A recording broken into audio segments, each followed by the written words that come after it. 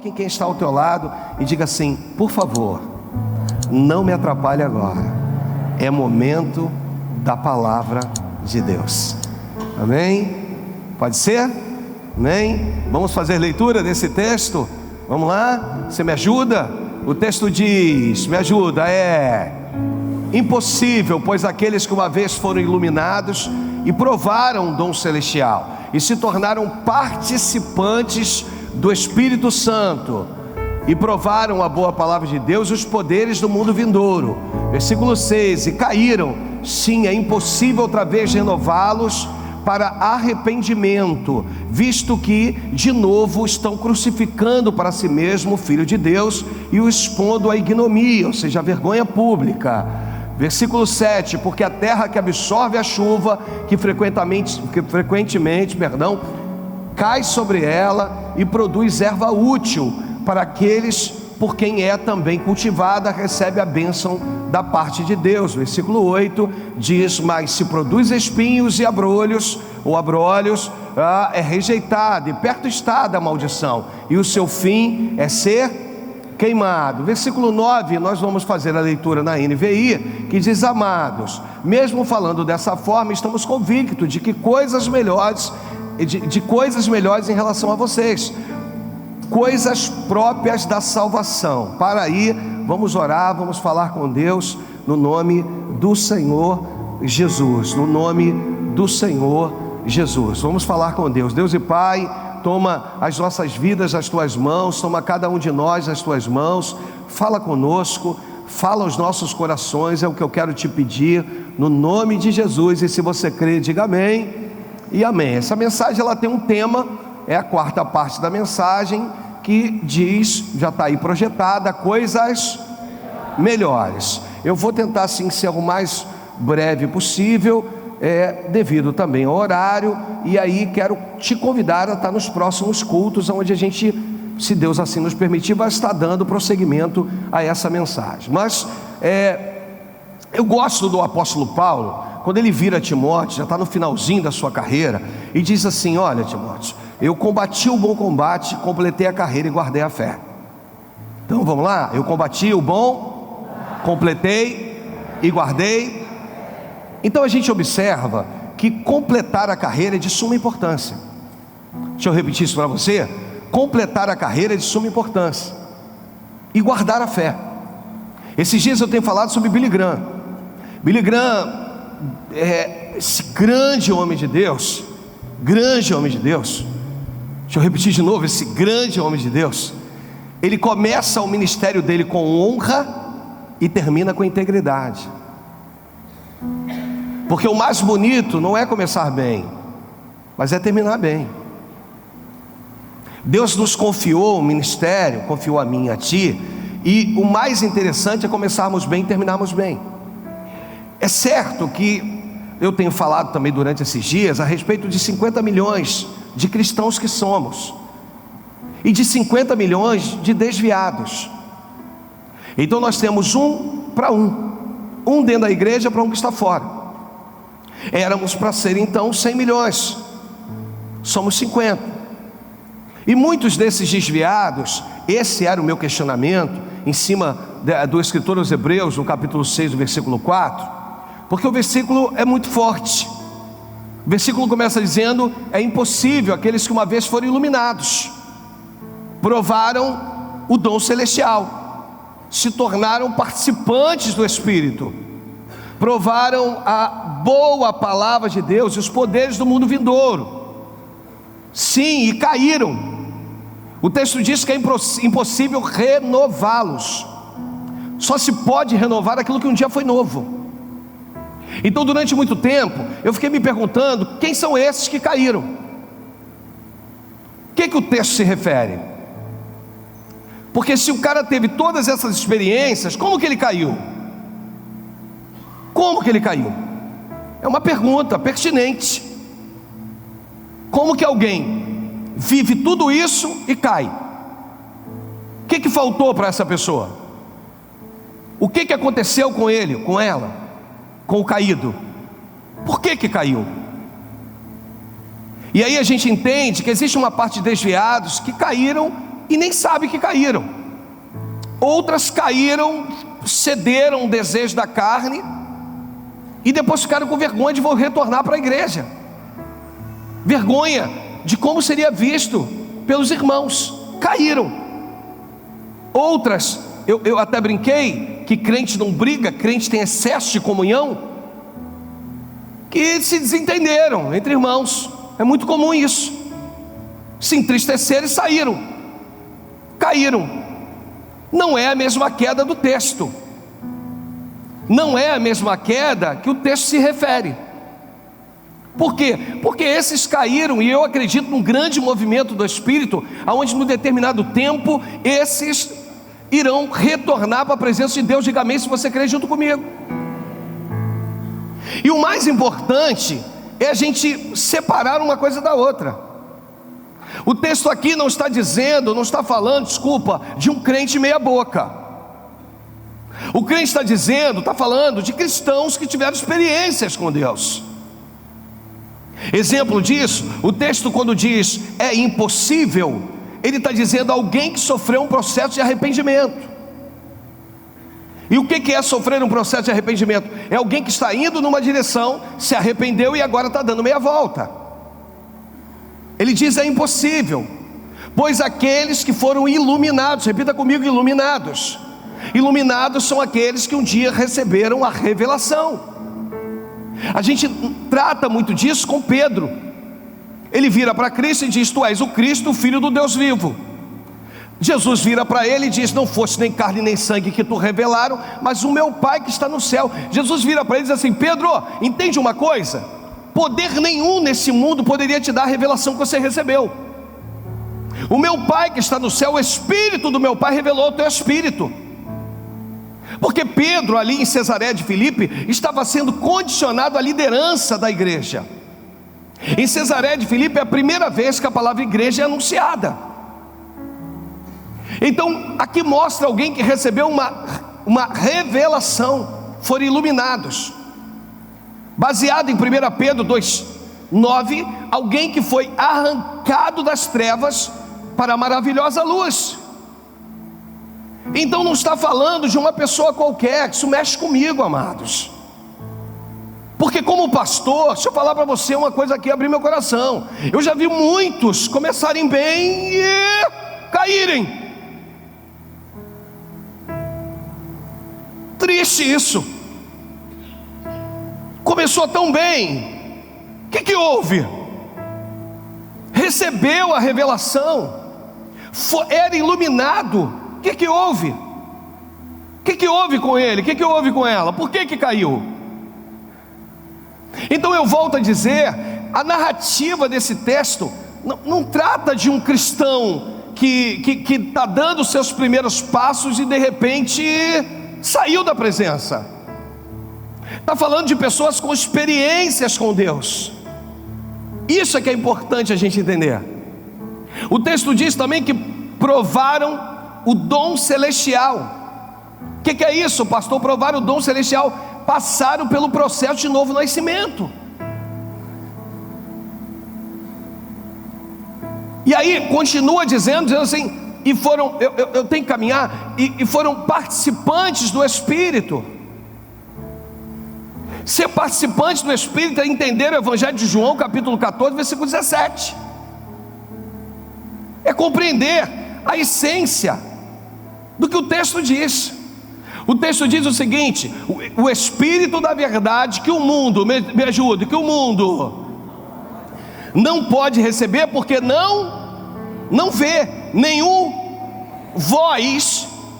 Essa parte final é linda. O texto diz: porque Ele habita convosco e estará em vós. Então não é um Espírito que simplesmente caminha comigo como na era dos profetas, dos sacerdotes, dos reis, mas é um Espírito que habita comigo, mas que está em mim. E o texto, ele continua dizendo: e provaram a boa palavra de Deus. Tenho falado, eu preciso falar sobre essas palavras, essas frases. Provar, repita comigo: provaram a boa palavra de Deus. Esses dias eu tenho falado que eu já fui convidado para alguns lugares, um período atrás, e dentre os lugares eu vivi duas experiências. Uma, quando veio o prato principal, amado, que eu olhei para o prato principal, que veio só um negocinho, é super chique, irmãos, sabe, lá no meio do prato veio aquela comidinha, você está arrumadinha, tinha um desenho no prato, você está entendendo? Eu não estava nem aí para o desenho, eu estava com fome. Deixa eu falar para você, a mente de pobre me tomou naquele dia, Márcia. Eu pensei, isso aqui não vai me satisfazer. Eu já estava pensando, Fabi, assim, será que pode pedir já um outro em seguida, para não quebrar aquela sequência, se você comer, parar de comer?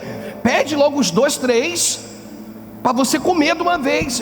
Aquilo não ia me satisfazer. E aí eu parei para observar, e aí eu parei para observar os pratos do lado.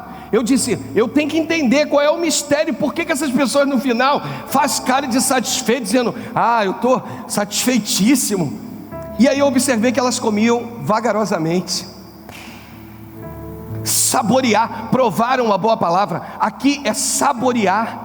São pessoas, são cristãos, são homens e mulheres de Deus que saborearam a boa palavra. Você está entendendo? Diga amém.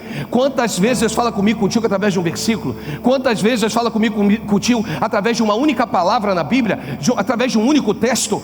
Sabe, esse é o Deus poderoso. Sabe o que Ele está dizendo? Um dia você saboreou da minha palavra. E o texto continua dizendo, e experimentaram dos poderes do mundo vindouro. Deixa eu falar de novo, esse texto não está tratando de pessoas, de qualquer pessoa, qualquer tipo de pessoa, de qualquer tipo de pessoa que tenha se desviado, negativo. Esse texto está tratando de pessoas que experimentaram o processo do arrependimento, foram iluminados, receberam a revelação, provaram o dom celestial, foram participantes do Espírito, provaram a boa palavra de Deus e os poderes do mundo vindouro. Isso é de suma importância para mim e para ti. Tiveram todas essas experiências. E aí algumas pessoas vão dizer assim, pastor, mas isso não é importante? Claro que é, mas não são suficientes. Porque a conclusão do texto diz que eles caíram. Aqui trata de um grupo de judeus que, devido à perseguição, de uma certa forma, eles vão se abster, eles vão renunciar à sua fé em Cristo. E para renunciar, eles precisavam pelo menos citar 3 frases. Quantas frases? Eles precisavam dizer que Cristo não era o Filho de Deus. Eles precisavam dizer que eles não criam que Jesus nasceu de uma virgem, sendo concebida pelo Espírito Santo. E eles precisavam dizer que não acreditavam que o sangue de Cristo tinha poder de purificação. Olha que nível essas pessoas chegaram, amados. Olha o nível que essas pessoas chegaram. Elas se retratavam da sua fé, e elas eram recebidas de volta no judaísmo. E outra, pasme, isso era feito publicamente. De uma forma pública, essas pessoas, elas precisavam dizer isso, para que todos ouvissem. Esse é o Deus, ou existe um Deus que um dia impactou a tua vida? Existe um Deus que um dia, e se não o fez, fará, eu creio, pelo poder do nome de Jesus. Mas a você que veio hoje, esse texto diz, eu volto a dizer, que não eram cristãos qualquer, mas eram pessoas realmente lavadas e remidas, e caíram. E a gente tenta entender o porquê que elas caíram. Por que elas caíram? E a narrativa do versículo 7 e 8 parece que é um texto fora do contexto, parece que é um texto que foi encaixado ali, que não tem muito a ver com o contexto. Se você for fazer uma leitura, fala de 2 terras, uma boa e uma ruim. No versículo 7 fala de uma terra boa que produz erva boa, mas o texto diz que chovia nessa terra, e como chove na terra, ela produz. O versículo 8 fala de uma terra ruim, que inclusive no final vai dizer que ela vai ser queimada. Isso é uma alegoria, isso é uma parábola, porque na verdade ali faz uma alusão ao inferno. essa terra representa a minha vida e a tua? Porque ela produz espinhos e abrolhos. Para produzir espinhos e abrolhos, entende uma coisa, significa que a terra era desértica, era um deserto.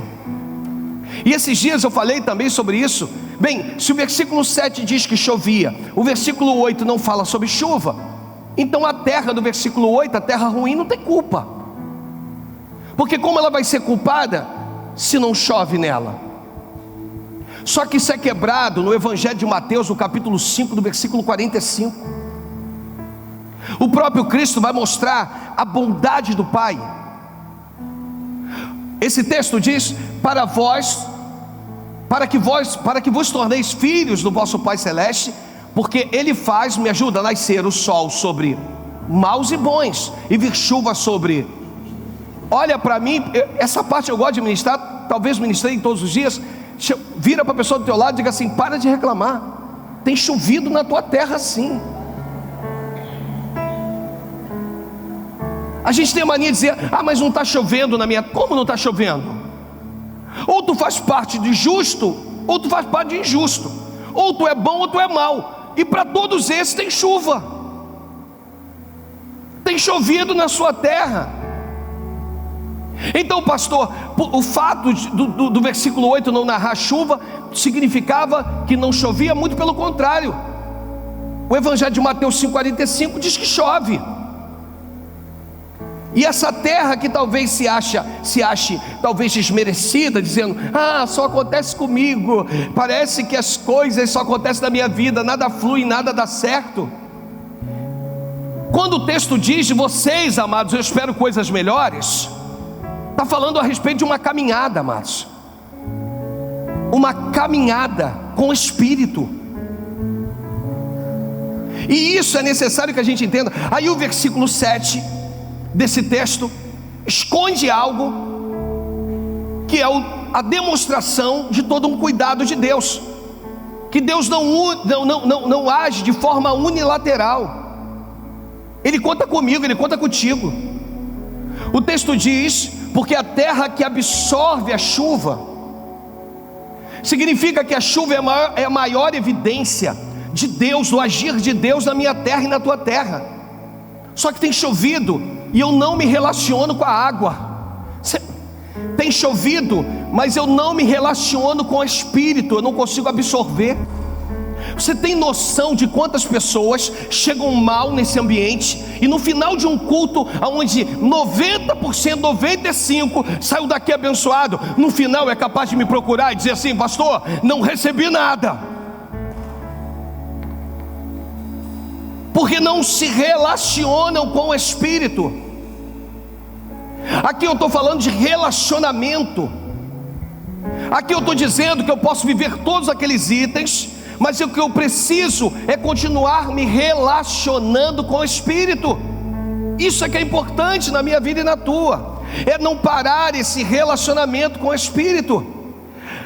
Em 1 Timóteo capítulo 1, versículo 18, no 19, põe logo 19, porque o apóstolo Paulo vai fazer uma comparação da vida cristã com uma embarcação.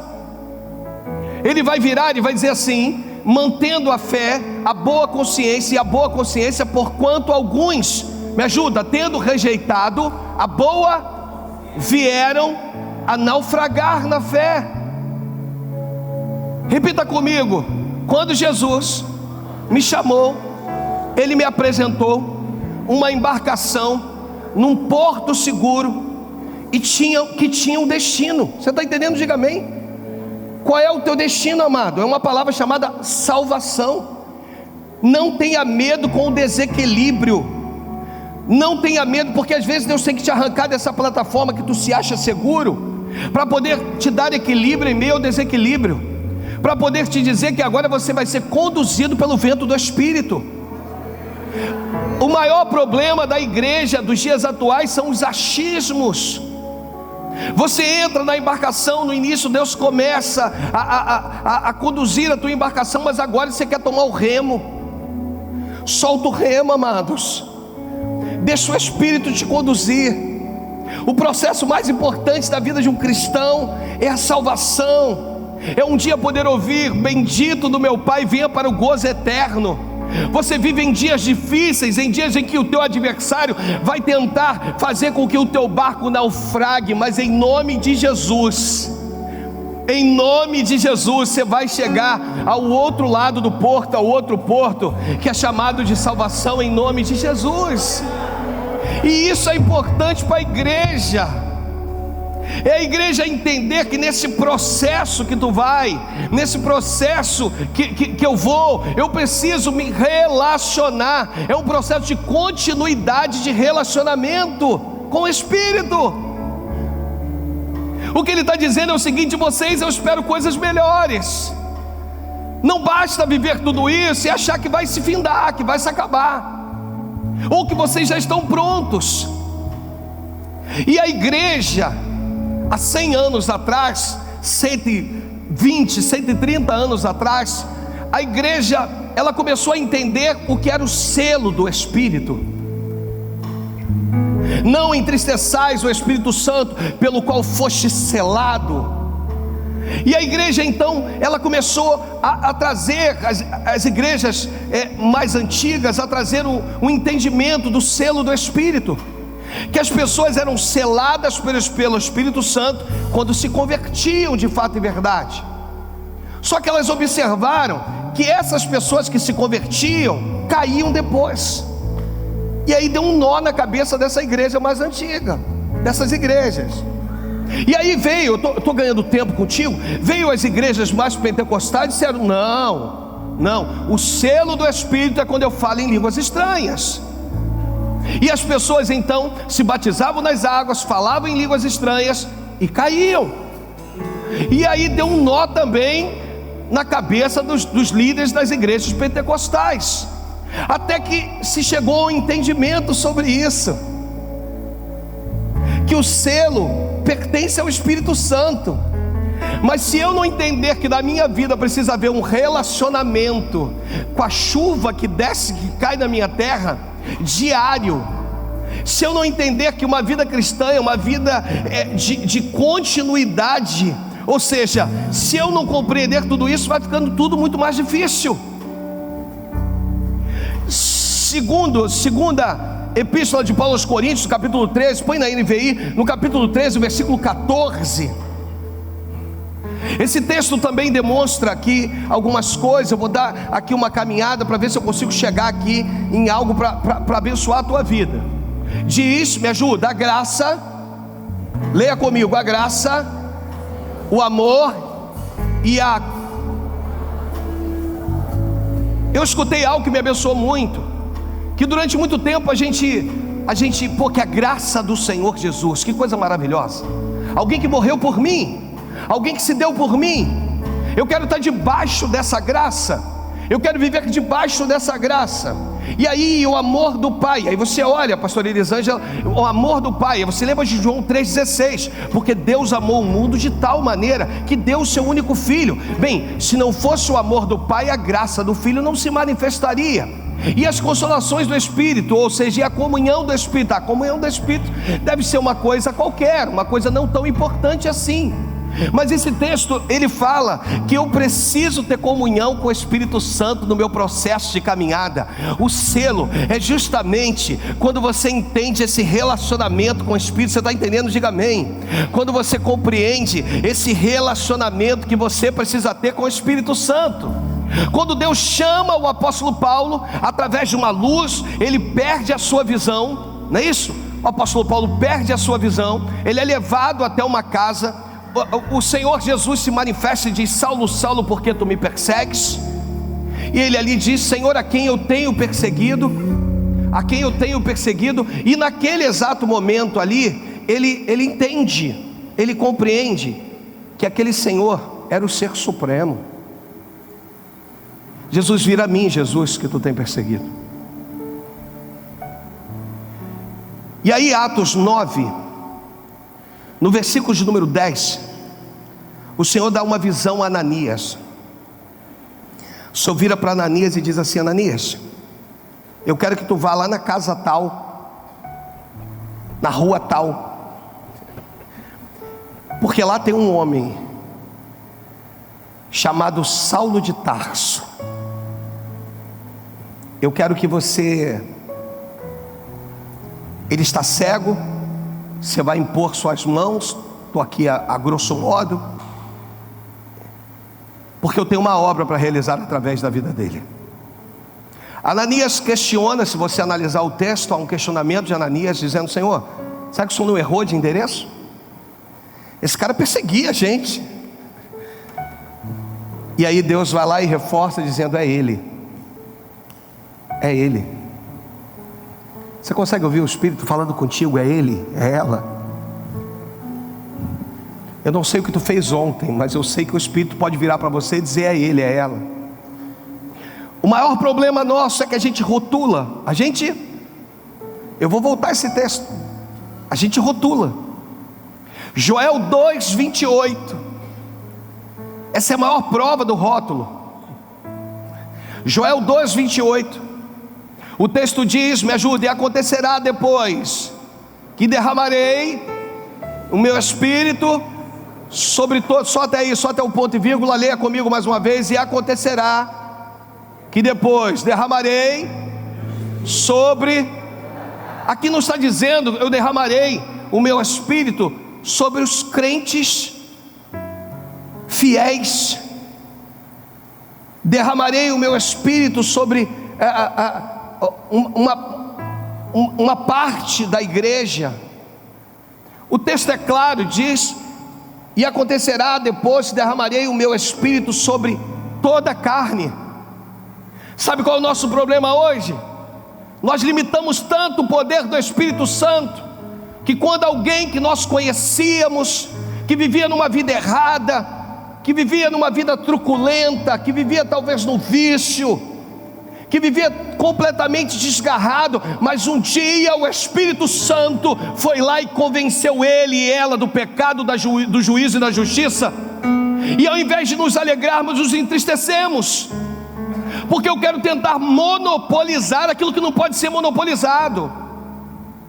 Eu quero dizer para você que o Espírito Santo tem poder de entrar lá naquela boca de fumo, lá naquele cárcere. Ele tem poder de entrar nos lugares mais longínquos, nas trevas, e salvar vidas, porque a ele foi dado o poder de convencimento. Não é um monopólio teu, não é um monopólio meu. E isso, muito pelo contrário, isso tinha que alegrar o meu coração, alegrar o teu coração. Nós tínhamos que glorificar a Deus, dizer amém por isso. E o apóstolo Paulo, ele foi tocado. Ananias tenta ali de alguma maneira dizer: quem ele? Ele não é merecedor, ele persegue a gente, ele vinha com cartas. Como? Aí o versículo de número 15, olha o que o texto diz, Atos 9:15, diz: mas o Senhor, leia comigo, mas o Senhor lhe disse: vai,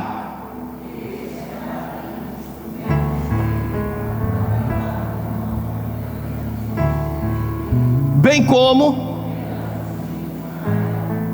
Aí ele vai, pois eu lhe mostrarei sofrer. Aí o 17 mostra que ele vai. Então Ananias, me ajuda, então Ananias, leia comigo.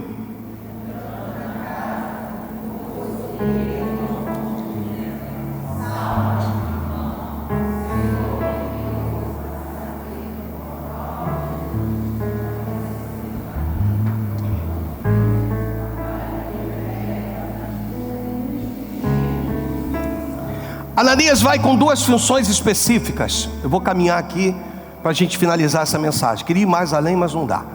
Ananias vai com duas funções específicas. Primeira, que ele recupere a vista. Que ele recupere a vista. Você lembra de Lázaro? Jesus diz: tirai a pedra, não é isso? Aí Jesus vira e diz: Lázaro, vem para fora. Aí o próprio Cristo vira e diz assim: desatai-o,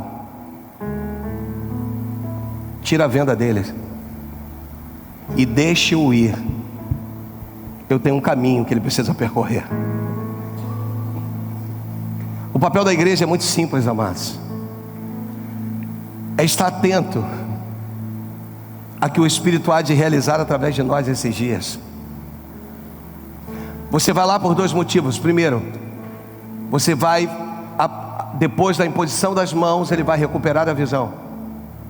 Segundo, para que tudo isso aconteça com ele, ele precisa ser cheio do meu Espírito. Deixa eu falar para tu pegar aí no teu espírito. Existem coisas que já foram liberadas para mim e para ti, e que eu ainda não consegui tomar posse, porque não estou cheio do Espírito Santo de Deus. E Deus não pode então desperdiçar a sua bênção. Essa caminhada minha e tua é uma caminhada de muitas dificuldades, ou com muitas dificuldades.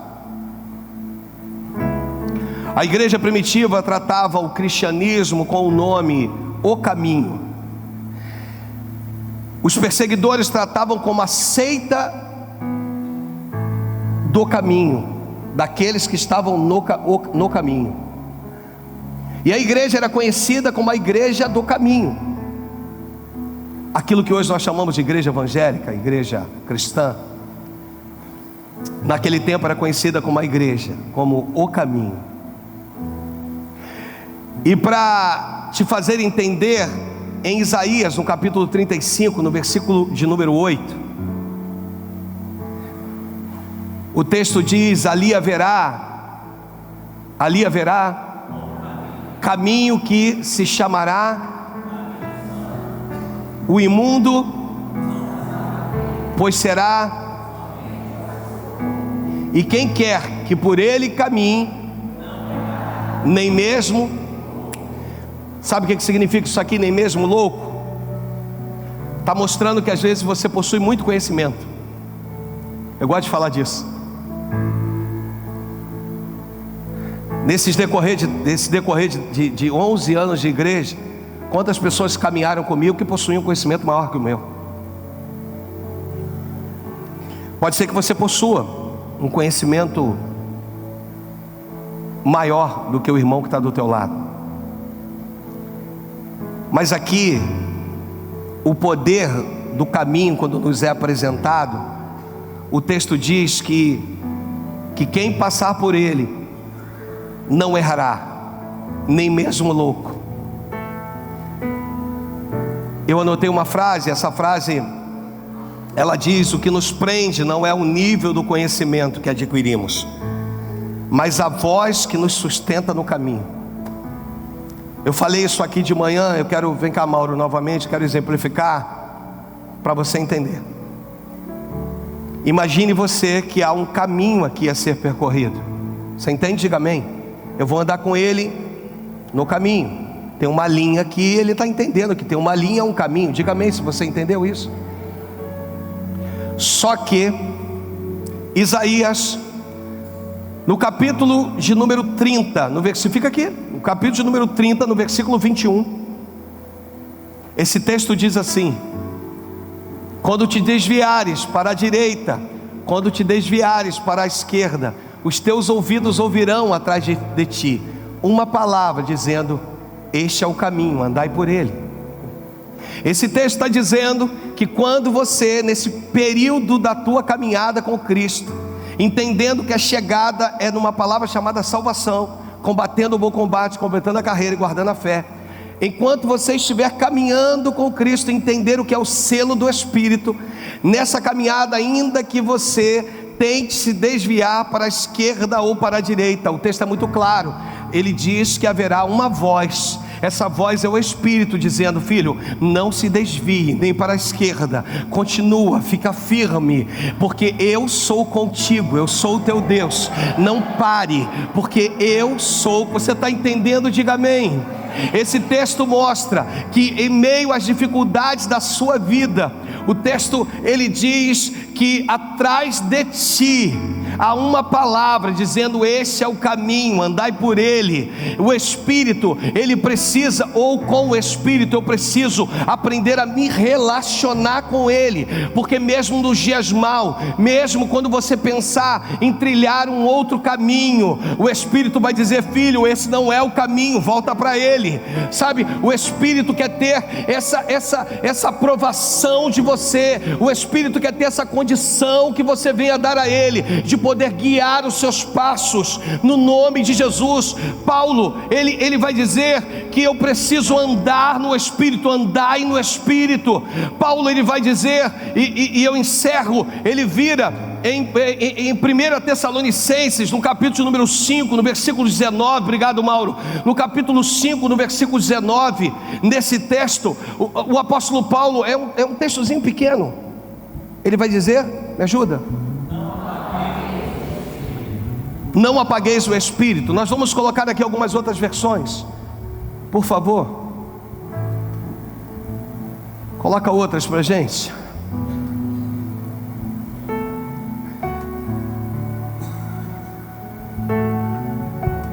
A Nova Tradução, me ajuda, me ajuda. Não do Espírito. A NVI, não apaguem, não extingais. Sabe o que acontece? Coloca lá: não apagueis o Espírito. Pastor, que negócio é esse? Afinal de contas, o Espírito é uma tomada que eu ligo e desligo? Não. Então me faz entender essa questão. Como que eu consigo apagar o Espírito? Amado, entende uma coisa? Pode ser que você esteja do lado de alguém completamente aceso e você esteja completamente apagado. Por quê, pastor? Porque a tua terra resolveu não se relacionar mais com a água, com a chuva, com o Espírito. E quando você decide não se relacionar mais com o Espírito, se apaga o Espírito. O texto diz: não apagueis o Espírito. Eu gosto quando o apóstolo Paulo ele vai dizer: não entristeçais o Espírito Santo.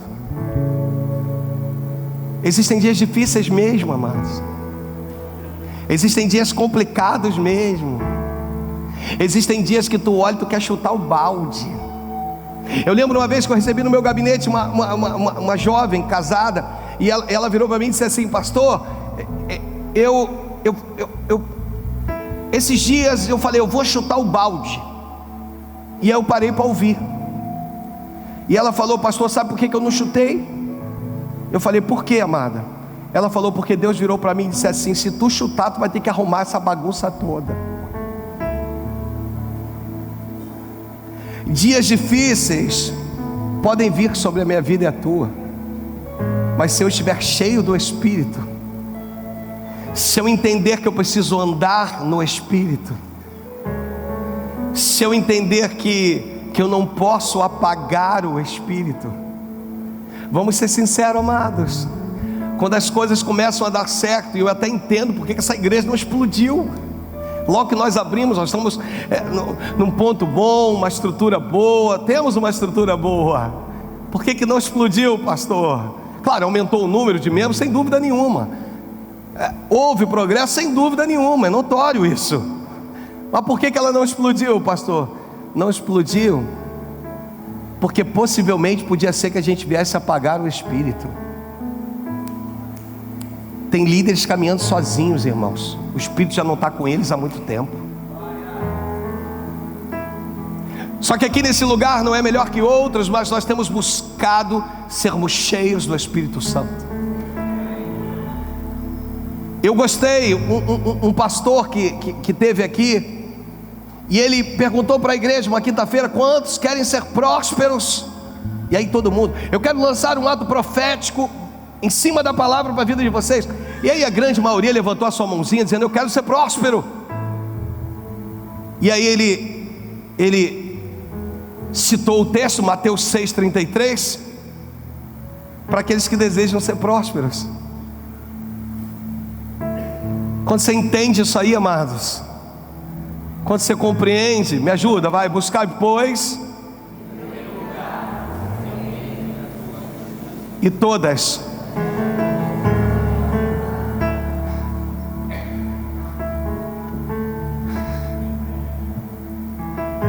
Eu gosto de descer no final da minha ministração.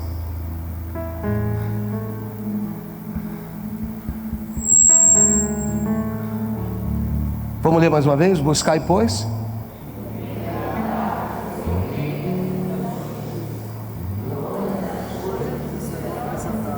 Quer entender por que Deus te trouxe aqui hoje? Você quer ver uma parte do texto que passa a não ser tão importante? Mas está escrito, pastor. Como é que o senhor diz que não passa a não ser tão importante? Vou te provar. Buscai, pois, em primeiro lugar o seu reino e a sua justiça. Acabou, amados. Acabou. Se eu buscar o reino dele e a justiça, pode dormir, porque as bênçãos decorrentes da obediência te alcançarão. Você sabe que eu tenho dito esses anos todos: aonde você colocar as suas mãos, diga: aonde eu colocar as minhas mãos, Deus abençoará. Aonde eu colocar a planta dos meus pés, Deus se manifestará. Eu creio nisso. Eu creio mesmo. Mas eu creio mais, que não adianta obter sem me relacionar com o Espírito. É um saquetel furado. Deus te trouxe aqui hoje para dizer: se alinhe comigo. Durante os dias de alinhamento eu falei sobre isso. Jesus vira e diz assim: tudo quanto pois ligares na terra. O primeiro lugar que eu preciso ligar é na terra. Você está ligado com teu irmão? Ou você tem estado desligado com teu irmão? A família está ligada ou ela está desligada? Liga na terra primeiro, depois deixa. Que quando você liga na terra, é ligado no céu. Se a igreja entender que eu posso viver, coloca lá Hebreus 6,4, eu posso viver. É impossível, pois, ou seja, viver o arrependimento, aqueles que foram iluminados, não é isso, que provaram o dom celestial, se tornaram participantes do Espírito, provaram a boa palavra de Deus, os poderes do mundo vindouro. Eu posso ainda com tudo isso cair, se eu não entender que eu preciso me relacionar com o Espírito Santo de Deus. O Espírito Santo de Deus. Uma igreja fortalecida é uma igreja que se relaciona com o Espírito Santo de Deus. É uma igreja que se preocupa em dizer assim: Pai, o que o Senhor quer? Qual é o desejo do teu coração com a minha vida? Os meus sonhos são os teus, os meus desejos são os teus. Oh Jesus, Deus está te chamando hoje, amados, para dizer para vocês: se vocês se voltarem para mim, eu me voltarei para vós outros.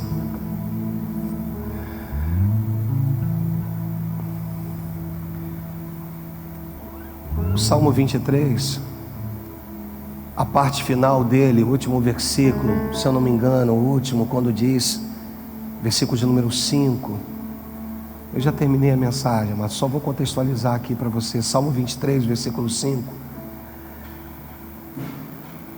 O texto diz: prepara-me uma mesa na presença dos meus adversários, me ajuda, unge-me a cabeça com óleo, o meu cálice. Esse texto,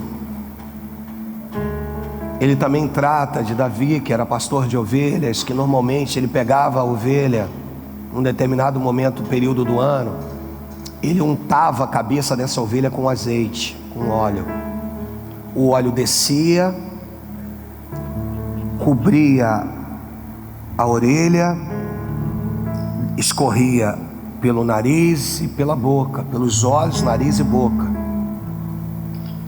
porque existia um tipo de mosca num determinado tempo do ano que vinha,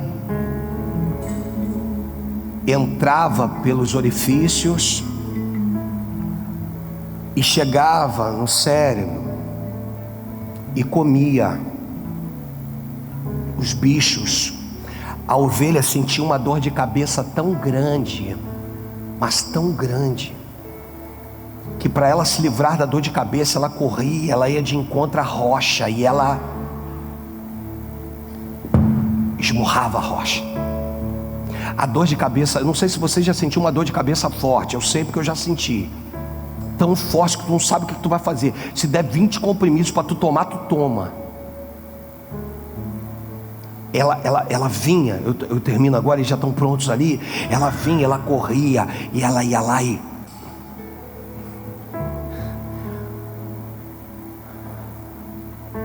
Olha quantos entendimentos o diabo não tem roubado. E olha pessoas que estão se chocando com a rocha que é Cristo. Olha quantas pessoas estão perdidas, amados. Repita comigo, na minha caminhada cristã, haverão dias difíceis. Haverão dias que pode ser que eu pense até em desistir. Mas se eu estiver cheio do Espírito, o dia mal vai passar, o dia da adversidade vai findar, o problema vai embora e o meu Deus se manifesta. Repita comigo, a minha embarcação não vai naufragar. Eu chegarei a um porto seguro chamado salvação. Bate palma para Jesus, amém.